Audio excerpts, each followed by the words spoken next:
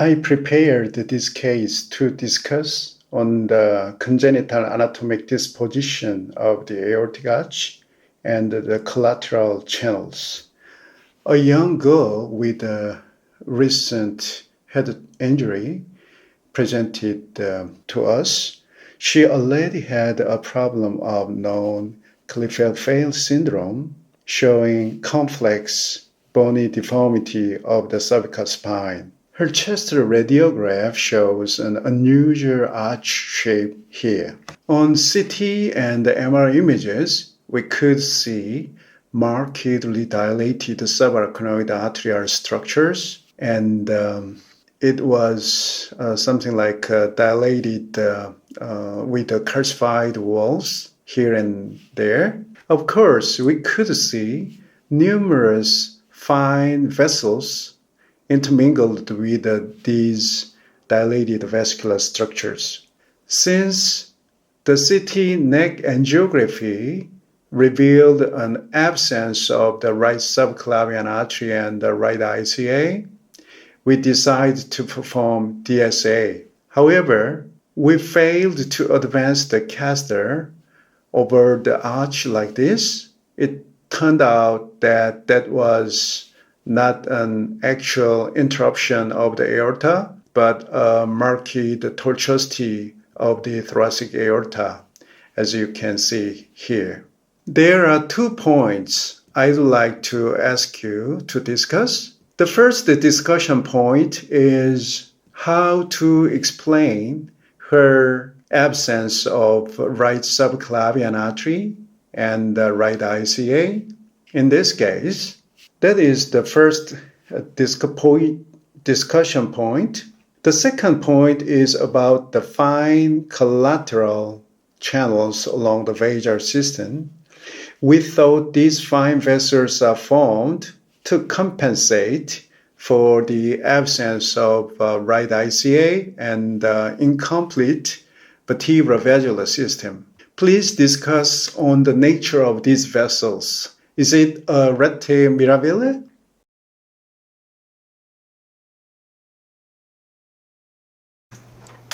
I explained last time a little bit of embryology of this embryonic system of the ventral longitudinal arterial axis, right? This is Paget's diagram again, which is about 29 days, okay?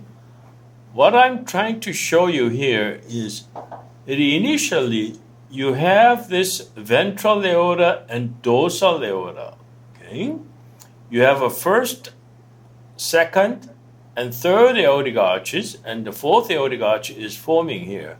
And this is the picture I found in the diagram I found in the website. I mean, I don't know who made it, but I think it's the best illustrating how aortic arch develops. Now, from heart, you have a truncus arteriosus, which becoming aortic sac. Aortic sac gives off the ventral aorta, both right and left side. And ventral aorta connects to the dorsal aorta by the aortic arches, first, second, third, and fourth aortic arch. Okay? Aortic arch connected. Okay? This dorsal aorta in the chest fuses together and make it descending aorta. That descending aorta, you can see the continuation of this dorsal aorta and now becoming fuses. In the process, between the third aortic arch and fourth aortic arch, dorsal aorta regresses, disappears. What it means is from there, it used to be connected, and between the fourth and third aortic arch, dorsal aorta disappears. And then this dorsal aorta, which is supposed to be fused, continuing like this, become descending aorta. The right side dorsal aorta on this segment disappears too. So what we have left is truncus arteriosus aortic sac and segment of fourth aortic arch. This is segment of fourth aortic arch, which is becoming aortic arch and descending aorta. On the right side, fourth aortic arch, this is becoming innominate artery.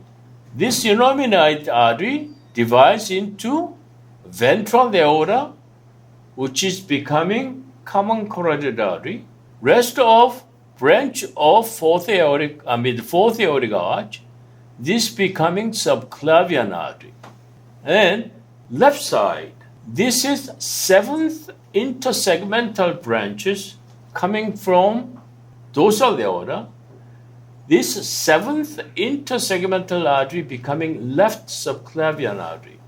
And seventh intersegmental artery becoming more continuation of right subclavian artery. So in your case, you have some dysplastic changes in this segment of the aortic arch. And then you have subclavian artery which disappeared. I have missing subclavian artery on the right side on this segment. 디센딩에서 아까 거기서 이렇게 분리돼서 나왔던 거. subclavian artery 오른쪽에 subclavian artery 없다고 그랬잖아. 그러니까 그 subclavian artery가 되는 그 세그먼트가 이 세그먼트란 말이야. 이게 리그레스 됐기 때문에 subclavian artery가 지금 없는 거잖아. 그리고 internal carotid artery가 없고. So normally that's what we see. I mean the innominate, subclavian, carotid, left common carotid is remaining part of ventral aorta. This is part of fourth aortic arch on the left side, this segment. And this is seventh intersegmental artery, what you see here. So in this specific case, you have a very short origin of left common carotid to the subclavian artery. This is the segment, what we see here. What we have here, look at this case. We have aortic arch. We have some vessel here. It's behind trachea and esophagus and going behind and then goes to the right side. Why aberrant to subclavian artery forms? It is correct, aberrant subclavian artery. I mentioned these two dorsal aorta fuses and making one arch. Somehow, instead of regressing this segment of dorsal aorta, because this regresses sooner than this one, so this has to be remain to supplying subclavian artery. So that's why we have subclavian artery, aberrant subclavian artery, distal to the origin of left subclavian artery, because this segment regressed first. We have this MRI.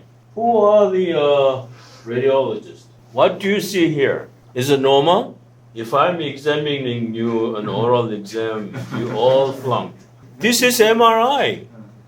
This type of disrupted aorta, patients usually die. They don't survive a few months to a few years. Okay, unless you treat early, to bypass surgeries, all these things. But this guy does not have any symptoms. Look at the collaterals. This is extensive collateral through chest wall. This is what chaudhary. This is what? Internal mammary artery. It goes to epigastric arteries, and you have connection to all this descending aorta. That's how he didn't die, he survived. He had disrupted aortic arch, and only few cases reported in here.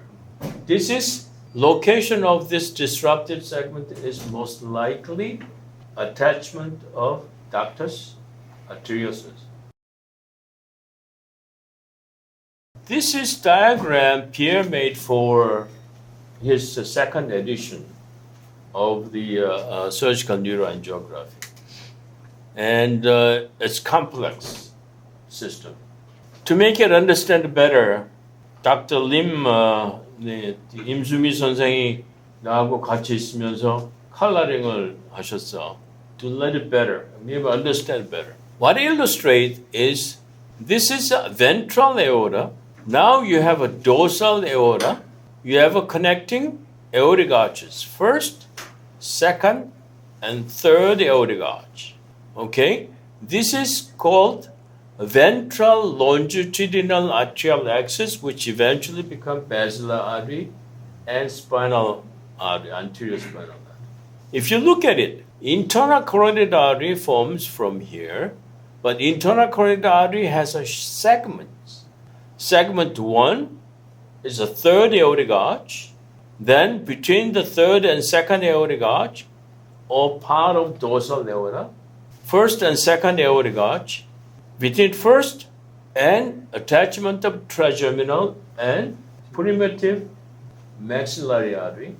Have you heard about it? Primitive maxillary artery. Go back and look at it, okay?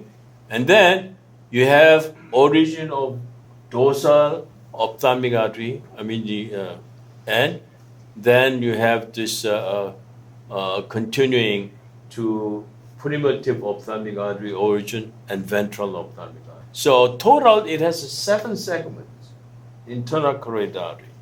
Some of the segments may not form properly, okay? We have these segments. If segment 1 disappears, we're going to make it. Something else has to supply it. Other things are supplying is ascending pharyngeal artery. Let's see, we have this regressed first on this segment.